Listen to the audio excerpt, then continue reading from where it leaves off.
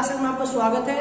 हम स्टडी कर रहे थे अपना लेसन नंबर 6 बॉटनी का, जिसमें हम पढ़ रहे थे कि भाई जो पेड़ पौधे हैं वो किस प्रकार से मिट्टी से जल अवशोषण का कार्य करते हैं। तो कल हमने पढ़ा था जल के बारे में कि जितनी भी जैविक क्रियाएं होती हैं पादप में, उन सभी जैविक क्रियाओं के लिए जो आवश्यक घटक होता है वो आवश्यक घटक कौन होता है? जल होता है। ठीक है, इस जल में विभिन्न प्रकार के खनिज लवण एवं कार्बनिक पदार्थ पाए जाते हैं, अर्थात जल एक विलयन के रूप में कार्य करता है। ठीक है, और विलयन के रूप में ही क्या किया जाएगा? इन चीजों का अवशोषण किया जाएगा। ठीक है, फिर हमने पढ़ा कि जो जल है वो कौन कौन से प्रकार हैं जल के। तो हमने बताया भाई केशिका जल है, आर्द्रता ग्राही जल है, अपवाही जल है, मृदीय जल है, ये चीजें बताई। फिर नेक्स्ट टॉपिक अपनाया था कि पादप में ऐसे कौन कौन से भाग पाए जाते हैं जो जल का अवशोषण करते हैं। ठीक है, तो इसमें हमने सबसे पहले पढ़ा निम्न श्रेणी के जो पादप होते हैं। निम्न श्रेणी के पादप जैसे कि शैवाल है, कवक है, उनमें मुख्य अंग नहीं पाए जाते, मतलब खास अंग नहीं पाए जाते जो जल अवशोषण कार्य करते हैं, बल्कि उस पादप में पाई जाने वाली सभी कोशिकाएं जल अवशोषण कार्य करती हैं। ठीक है, दूसरा हमने पढ़ा ब्रायोफाइटा, जो पादप उभयचर कहलाते हैं। ब्रायोफाइटा में वास्तविक मूलें नहीं पाई जाती हैं, वास्तविक मूलों का अभाव होता है। अतः जो ब्रायोफाइटा होते हैं उनकी थैलस की सतह से कुछ धागेनुमा संरचनाएं निकलती हैं, जिन्हें नाम दिया था मूलाभास, राइजोइड्स कहा जाता है। और ये राइजोइड्स क्या करते हैं? खाद्य पदार्थों का या जल का क्या करते हैं? अवशोषण करते हैं। ठीक है, फिर आया था उच्च श्रेणी के पादप। उच्च श्रेणी के पादपों में एक विकसित मूल तंत्र पाया जाता है, जिसको दो भागों में बांटा था, याद हो आपको। एक तो परिपक्व क्षेत्र था और एक तरमु क्षेत्र था।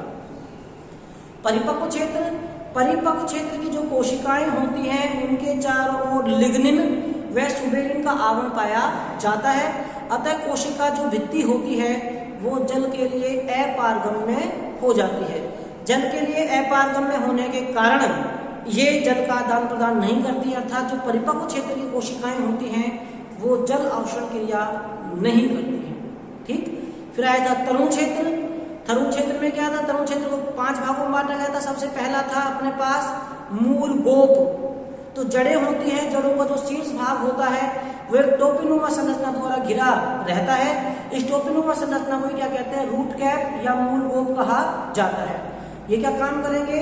ये वृद्धि करते समय उन जड़ों को क्षतिग्रस्त होने से बचाते हैं। ठीक है, इसके बाद आया था मूल शीर्ष भाग। मूल शीर्ष भाग कौन सा होगा? मूल गोप के जो जस्ट नीचे वाला भाग होगा वो मूल शीर्ष भाग कहलाता है।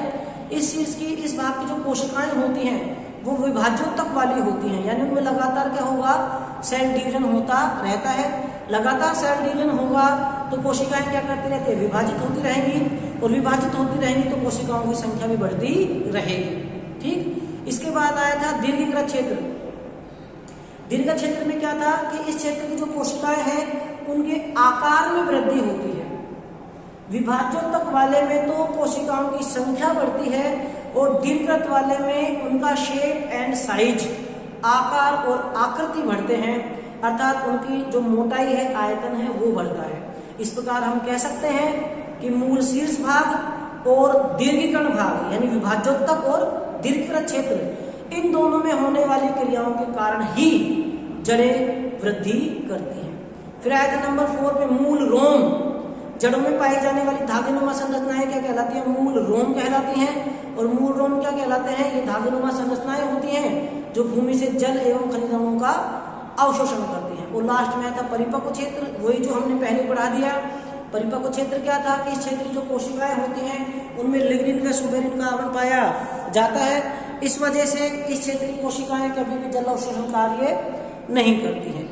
आज हमारा जो टॉपिक है वो है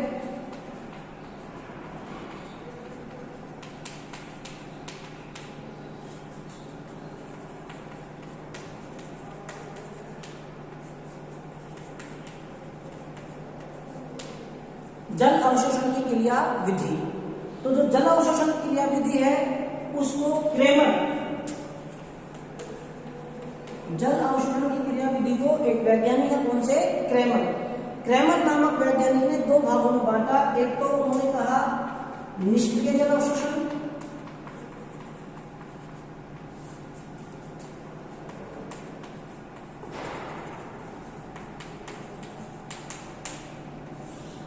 और दूसरा होता है सक्रिय जल अवशोषण।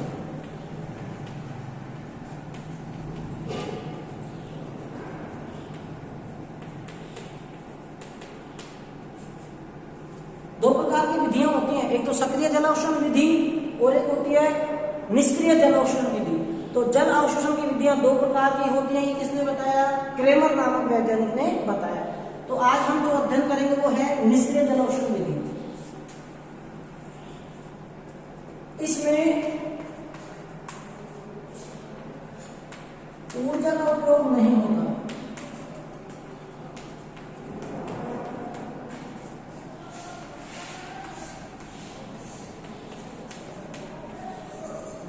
वह विधि जिसमें जल अवशोषण क्रिया करने के लिए ऊर्जा का उपयोग नहीं होता, अर्थात जो ट्रांसपोर्ट सिस्टम है, परिवहन तंत्र है, वो कैसा होता है? निष्क्रिय, ऊर्जा के हिसाब से। भाई जल अवशोषण तो होगा, लेकिन जल अवशोषण क्रिया करने के लिए ऊर्जा की आवश्यकता नहीं होती है। तो जब ऊर्जा का उपयोग नहीं होता है तो कौन सा तंत्र कहलाएगा? वो विधि कहलाएगी निष्क्रिय जल अवशोषण विधि। सेकंड बात, इस विधि में मूल सक्रिय भूमिका नहीं निभाती।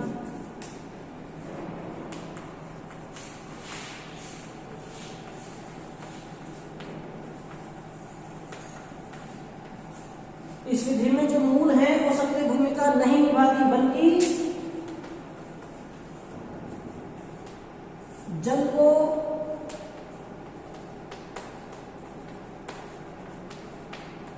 केवल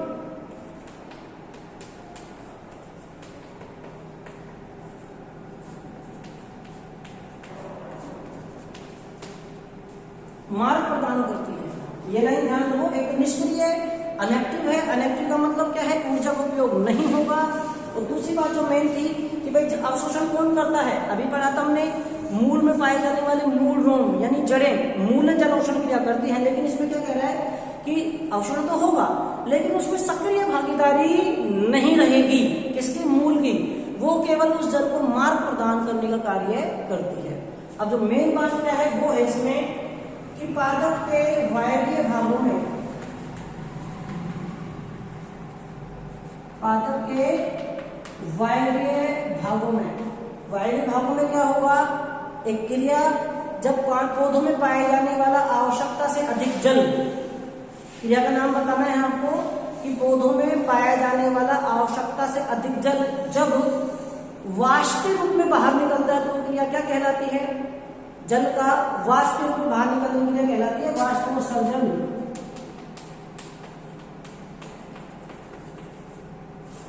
क्या कहलाएगी? वाष्पोत्सर्जन।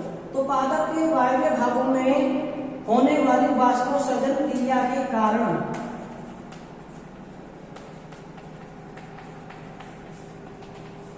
ये है निष्क्रिय जल अवशोषण, मेन चीज। तो आपके पास जो नोट्स होंगे उनको देखना, उसमें मेन चीज ये है कि यह क्रिया पादप के वायवीय भागों में होना। वायवीय भागों में कौन है? भाई पत्तियां हैं, पत्तियों में छोटे छोटे क्या पाए जाते हैं? छिद्र पाए जाते हैं, जिसे रंध्र कहते हैं। और रंध्रों द्वारा क्या होता है? वाष्पोत्सर्जन क्रिया होती है। या शाखाओं या तने पर भी छोटे छोटे छिद्र पाए जाते हैं, उनके द्वारा भी वाष्पोत्सर्जन क्रिया होती है, बहुत कम मात्रा में। तो पादप के वायवीय भागों में होने वाली वाष्पोत्सर्जन क्रिया के कारण जो जल अवशोषण होता है उसे निष्क्रिय जल अवशोषण कहते हैं। इस विधि में ऊर्जा का उपयोग नहीं होता है और इसमें जो मूल हैं वो सक्रिय भागीदारी नहीं लेती हैं, वो केवल जल को मार्ग प्रदान करने का कार्य करते हैं। तो इस प्रकार का जो सिस्टम होता है उसे निष्क्रिय जल अवशोषण विधि कहा जाता है। ठीक है, अब इसमें होगा क्या वो ध्यान दें।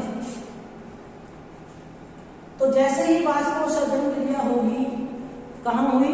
पादप के वायवीय भागों में। तो पादप के वायवीय भागों में वाष्पोत्सर्जन क्रिया हुई तो वहां पर उत्पन्न होगा एक तनाव।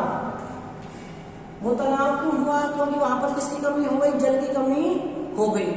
मैं जो बताता हूँ आप ये दो लाइन दिमाग में डाल लीजिए कि इसमें ऊर्जा का उपयोग नहीं होता है और जो जड़ें हैं वो सक्रिय भागीदारी नहीं करती हैं। तो इसमें क्या हुआ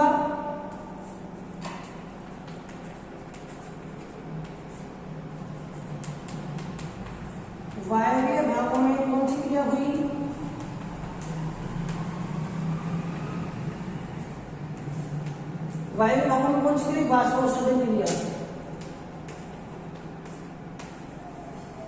कहाँ हुई? पत्तियों द्वारा।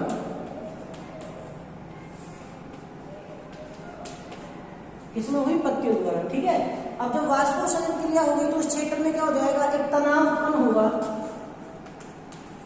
क्या उत्पन्न होगा? एक तनाव। और इस तनाव को क्या बोलेंगे? वाष्पोत्सर्जन आकर्षण।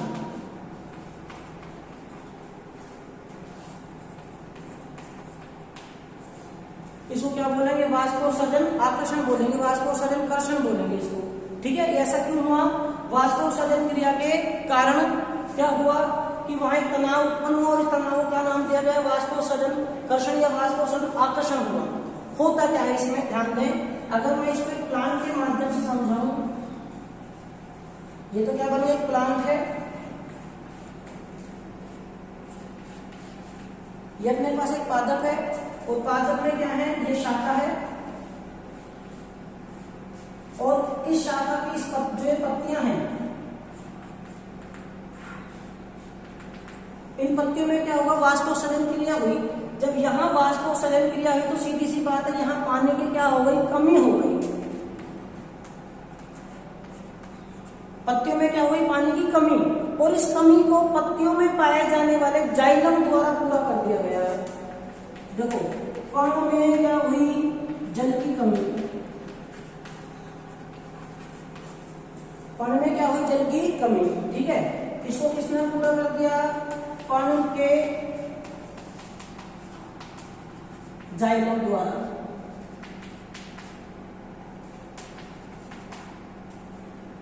कण के जाइलम द्वारा उसकी क्या कर दी गई? कमी को पूरा कर दिया गया। यानी पानी अब किसमें आ गया? पत्तियों में आ गया। अब कमी किसमें हो गई? जाइलम में। किसमें हो गई? कण के जाइलम, पत्तियों के जाइलम में। इसको कौन पूरा कर देगा? तने के जाइलम द्वारा।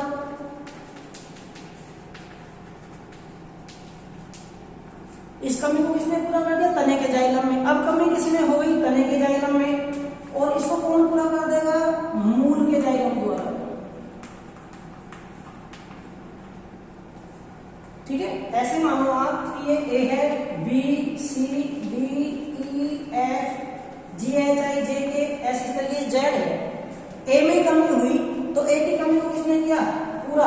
बी में कमी हुई, किसने पूरा किया? सी में। सी की कमी को किसने पूरा किया? डी ने। इस तरीके से क्या कहां चल जाएगी? एक्स वाई जेड पे। तो एक्स की कमी को किसने पूरा कर दिया? वाई ने। वाई कमी को किसने पूरा कर दिया? जेड ने। अब जेड में तो कमी हो गई ना। ये चीज समझा हूं मैं कि जैसे ही वायवीय भागों में क्या हुआ? वाष्पोत्सर्जन हुआ। कहां हुआ? पत्तियों में। तो पत्तियों में पानी की क्या हो जाएगी? कमी हो जाएगी। और उसको कौन पूरा कर देगा? पत्तियों का जाइलम। पत्तियों में पाए जाने वाले जाइलम के द्वारा उसे पूरा कर दिया जाएगा। 11वीं में 2 युग तक पढ़े थे, जाइलम और फ्लोएम। तो जाइलम का संबंध जल से है, तो जल की कमी को जाइलम ही पूरा करेगा। तो पत्तियों के जाइलम द्वारा उसे पूरा कर दिया गया। अब कमी किसमें हो गई? पत्तियों के जाइलम में। पत्तियां किससे लगती हैं? शाखा से। शाखा के जाइलम ने उसको पूरा कर दिया। शाखा किससे निकली? तने से। तो तने के जाइलम ने उस कमी को पूर्ति कर दिया। तने के जाइलम से होता हुआ यह तनाव, ये कमी कहां पहुंची? मूल के जाइलम में। तो कमी कहां हो गई? मूल के जाइलम में। अब मूल से क्या निकल रहे हैं? मूल रोम। कौन निकल रहे हैं? मूल रोम। और मूल रोम कहां पाए जाते हैं? मिट्टी में। तो उन मूल रोमों द्वारा पानी का क्या कर लिया जाता है? अवशोषण कर लिया जाता है। ठीक है, तो ये मायने हैं क्या क्या कि पादप के वायवीय भागों में होने वाली वाष्पोत्सर्जन क्रिया के कारण, पादप के वायवीय भागों में होने वाली वाष्पोत्सर्जन क्रिया के कारण उन वायवीय भागों में एक तनाव उत्पन्न हो जाता है, यानी पानी की कमी हो जाती है, जिसे वाष्पोत्सर्जन आकर्षण कहा जाता है। यह तनाव पत्तियों में शुरू होता है, फिर पत्तियों के मीजोफिल द्वारा यानी पर्ण मध्योतक द्वारा इसे पूरा कर दिया जाता है। अब कमी किसमें हो गई? मीजोफिल में। इसको किसने पूरा कर दिया? पत्तियों के जाइलम ने पूरा कर दिया। किसमें कमी हो गई? जाइलम में, पत्तियों के जाइलम में। अब इस पत्तियों के जाइलम को पूरा किसने कर दिया? तने के जाइलम ने। कमी किसमें हो गई? जाइलम में, तने के जाइलम में। और तने के जाइलम की पूर्ति किसने कर दी? मूल के जाइलम में। अब इसमें कमी हो गई और मूल से क्या निकल रहे थे? मूल रोम। और मूल रोम किसमें है? मिट्टी में। तो मूल रोम द्वारा अपने आप ही स्वतः ही जल का अवशोषण कर लिया जाता है। भाई ये क्रिया हुई है तो अपने आप ही क्या करेगा, जल का अवशोषण कर लिया जाएगा। ठीक है भाई, सीधा सा एग्जाम्पल, मानो आपके पास 6-7 किताबें रखी हुई हैं, 1 2 3 4 5 6-7 किताबें हैं। आप तीसरे नंबर की किताब को वहां से हटाओगे तो ऊपर वाली किताब अपने आप ही नीचे आ जाएंगी। तीसरे नंबर की उठाई तो चौथे वाली आ जाएगी, फिर पांचवें वाली, फिर छठे वाली। जबकि आपने चौथे, पांचवें, छठे को तो हटाया ही नहीं था, तीसरी वाली को हटाया था तो ऊपर वाली अपने आप आ गई। तो यहाँ क्या हुआ, ऊर्जा का उपयोग नहीं हुआ, ये क्रिया अपने आप ही हुई है। और अपने आप क्यों हुई है, वाष्पोत्सर्जन क्रिया के कारण। ठीक है, ये टॉपिक खत्म होता है, लास्ट क्लास समझे, फिर आगे चलते हैं कि क्रैमर ने जल अवशोषण क्रिया विधि को 2 भागों में बांटा, एक तो निष्क्रिय जल अवशोषण और एक सक्रिय जल अवशोषण।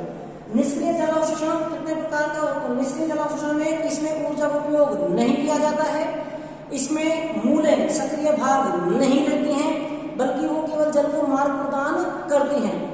नंबर 3, पादप के वायवीय भागों में होने वाली वाष्पोत्सर्जन क्रिया के कारण वहां एक तनाव उत्पन्न होता है, जिसको वाष्पोत्सर्जन आकर्षण कहते हैं। इस क्रिया के कारण पत्तियों में जल की कमी हो जाती है। उस जल की कमी को पत्तियों के जाइलम द्वारा पूरा कर दिया जाता है। अब पत्तियों के जाइलम में कमी हो जाएगी, जिसको तने के जाइलम द्वारा पूरा कर दिया जाएगा। अब तने के जाइलम में कमी हो गई, जिसे मूल के जाइलम द्वारा पूरा कर दिया जाएगा। अब मूल के जाइलम में कमी हो गई, जिसे मूल रोम द्वारा पूरा कर दिया जाएगा। यानी मूल रोम क्या करते हैं, खुद ब खुद जल का अवशोषण कर लेते हैं।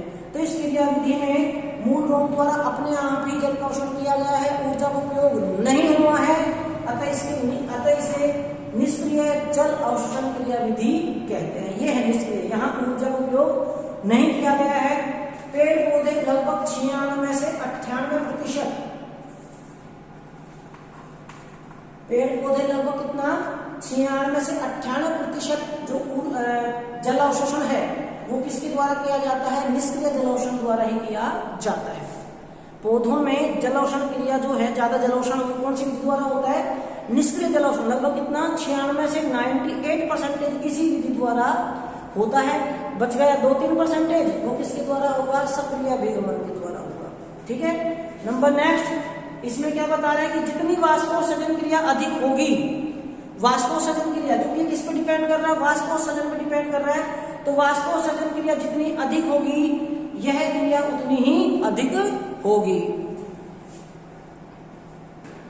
क्लियर है, तो हम ये कह रहे हैं कि वाष्पोत्सर्जन क्रिया जितनी अधिक होगी, अवशोषण क्रिया भी उतनी ही अधिक होगी। ठीक है, चले आगे।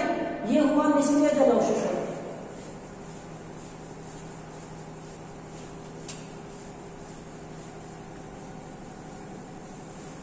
अब दूसरा है अपने पास कौन सा, सक्रिय जल अवशोषण विधि।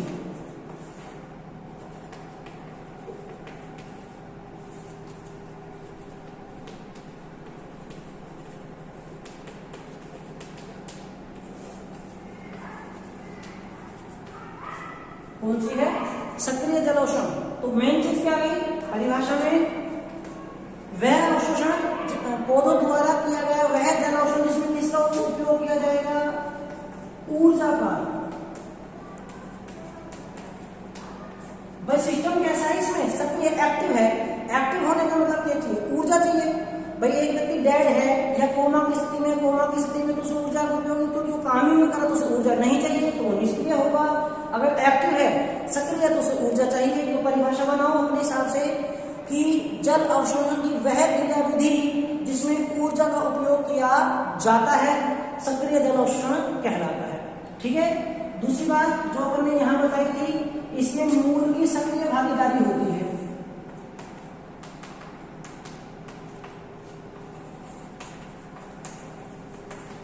क्या होती है, इसमें मूल की सक्रिय भूमिका होती है। यानी कि जो जल का अवशोषण किया जाएगा वो मूल के द्वारा किया जाएगा। उसमें भी मूल द्वारा हो रहा था, लेकिन वो अपने आप ही हो रहा था, मूल रोम द्वारा अपने आप ही। ठीक है, इसमें एक्टिव, वो एक्टिव होकर क्या करेगी, जल अवशोषण कार्य करती है, तो सक्रिय जल अवशोषण कहलाता है। और मेन बात क्या है कि मूल में क्या हुई, उपापचयी क्रियाएं हुई। मूल में क्या हुई, उपापचयी क्रियाएं। मूल में होने वाली इन उपापचयी क्रियाओं के कारण क्या उत्पन्न होती है? ऊर्जा। और इस ऊर्जा को किसके रूप में संचित कर दिया जाएगा? एटीपी के रूप में।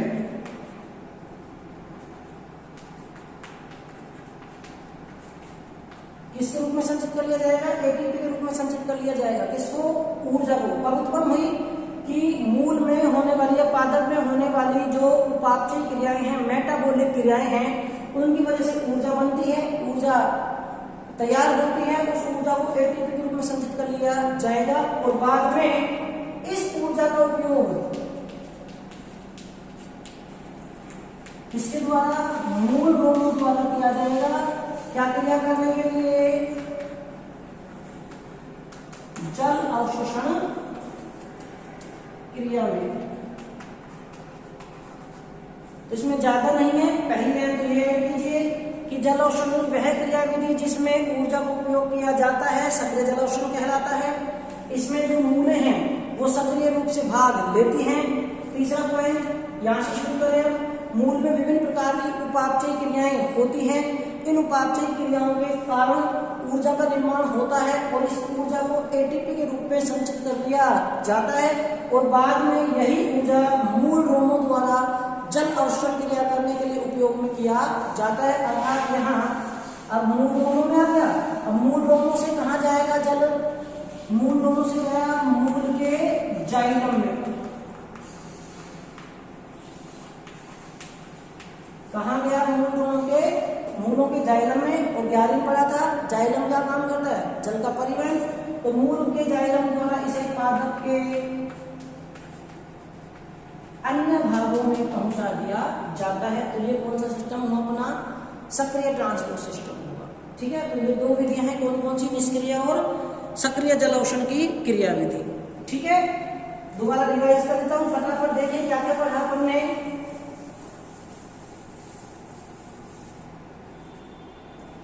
इसमें ऊर्जा का उपयोग नहीं होगा, इसमें ऊर्जा का उपयोग होगा।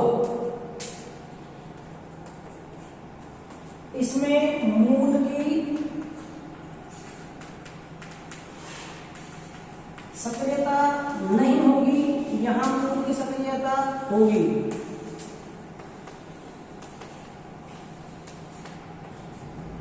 ठीक है, यहां पादप के वायवीय भागों में क्या हुआ?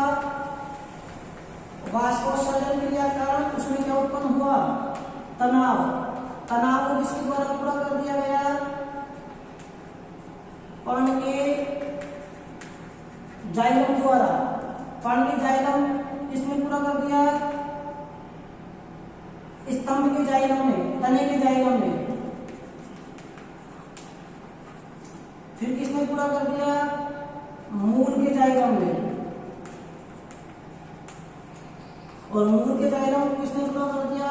रूट हेयर में। मूल रोमों द्वारा जल अवशोषण किया गया, मूल के जाइलम में पहुंचाया, स्तंभ के जाइलम में पहुंचाया, पत्तियों के जाइलम में पहुंचाया और पादप के विभिन्न भागों तक पहुंचा दिया जाता है। क्योंकि इसमें ऊर्जा उपयोग में नहीं आई थी, निष्क्रिय ट्रांसपोर्ट सिस्टम है। इसके द्वारा 96 से 98% जल का क्या किया जाता है? अवशोषण किया जाता है। और यह क्रिया किस पर डिपेंड करती है? वाष्पोत्सर्जन क्रिया पर। वाष्पोत्सर्जन क्रिया जितनी अधिक होगी, निष्क्रिय जल अवशोषण उतना ही अधिक होगा। इसमें ऊर्जा का उपयोग किया जाएगा, मूल की सक्रियता होगी लगभग 2 से 3% या 2 से 4%। जल अवशोषण इसी के द्वारा होता है। इसमें क्या होगा? विभिन्न प्रकार की उपापचयी क्रियाएं होती हैं। उपापचयी क्रियाओं का ऊर्जा उत्पन्न होगी, उस ऊर्जा को उपयोग एटीपी के रूप में संचित कर लिया जाएगा। अब जब जब उनको जल का अवशोषण करना पड़ेगा तब तक उस एटीपी का उपयोग कर लिया जाएगा। अवशोषण कौन करेगा? मूल रोम। मूल रोम उसको वहां पहुंचाएंगे मूल के जाइलम में और मूल के जाइलम द्वारा पादप के विभिन्न भागों तक उस जल को पहुंचा दिया जाता है। चूंकि इसमें मूल का उपयोग हुआ है, चूंकि इसमें ऊर्जा का उपयोग हुआ है, अतः ये सक्रिय जल अवशोषण है और इसके अपोजिट निष्क्रिय जल अवशोषण। ठीक है, तो अपने पास ये जल अवशोषण की 2 विधियां हैं। इसके बाद का टॉपिक हम देखेंगे नेक्स्ट वीडियो में।